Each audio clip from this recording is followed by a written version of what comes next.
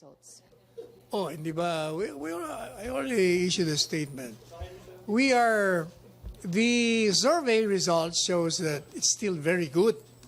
And if you compare that with other previous administrations' performances, mataas pa rin si Presidente. And more importantly, the ratings received by the President on the issues like helping the poor, providing information needed by the citizens to know what this government is doing, as well as having clear policies,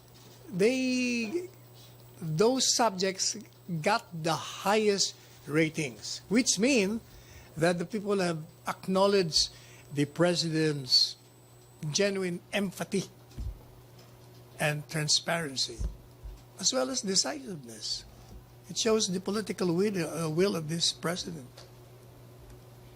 Moreover, with respect to surveys, the President has repeatedly said, I'm not here for any popularity contest. It doesn't affect me at all if whether my rating comes down or goes up.